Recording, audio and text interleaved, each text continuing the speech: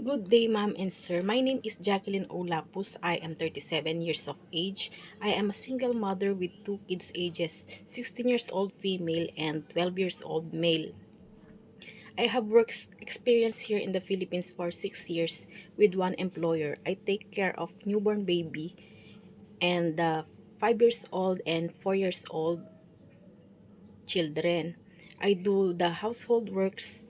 I do cooking, I do marketing, I assist the child in going to school, I take care of the baby, then I do gardening, I do also everything in the house. Then I also have work experience in Hong Kong for 2 years with 3 adults and 2 children, ages 5 and 6 years old.